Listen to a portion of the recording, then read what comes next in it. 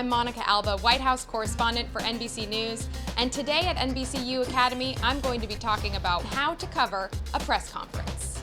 I've spent my career at NBC in many different jobs, from being a news associate and investigative producer in New York City to heading out to the campaign trail in 2016, which ultimately led me here to Washington, D.C. and covering the Trump administration. Now I cover the White House under the Biden administration. Covering any White House is uniquely challenging and interesting given the range and complexity of issues that face our country at any one moment. That's why reporting skills are so essential, and that's why we talk to our sources in a number of different arrangements, sometimes on background and sometimes off the record.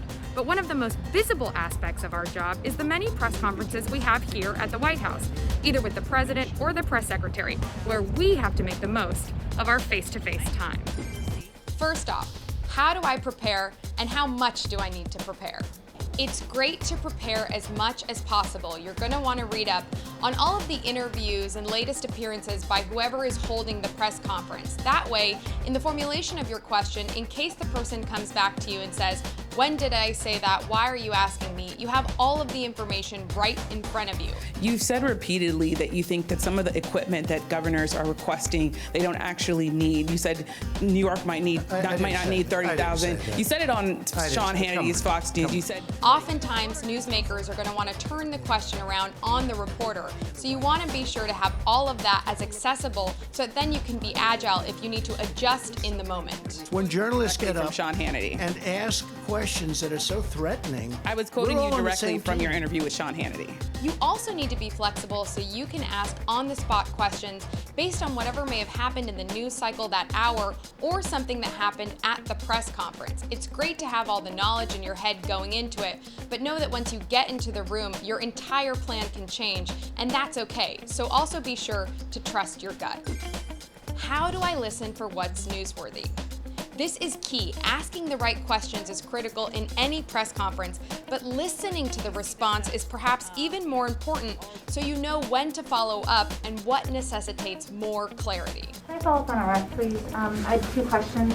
Can you offer any details on what those technical talks would be, who would be a part of them, and what sort of timeline you're thinking of? Ideally, you want to break new ground or push the politician further in their answers than what they have said previously on any given topic.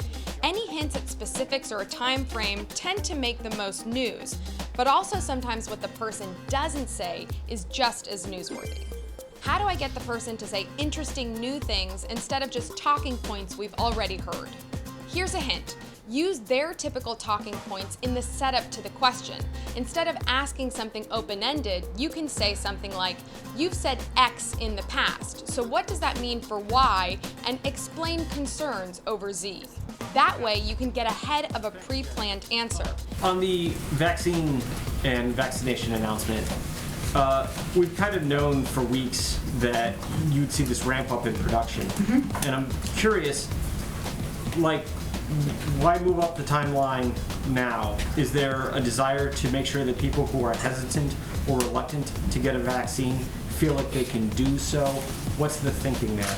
It's also always a good idea to frame questions with why and how. Don't just ask politicians or newsmakers to give an answer, ask them to explain their reasoning and the thinking behind it. How do I work together with reporters from different outlets throughout the course of the news conference? This is also where listening is essential. Oftentimes, newsmakers won't give a full answer to the question, so it's incumbent on the next reporter who gets called on to try to pick up the baton where the previous reporter left off and either follow up until the person does answer, or it's determined that they're not going to give a full answer, which usually is news in and of itself. They'll know my opinion on court packing when the election is over. Now look, I know it's a great question, y'all, and I don't blame you for asking. Also, shorter, more direct questions sometimes yield the most revealing answers, so keep that in mind as well.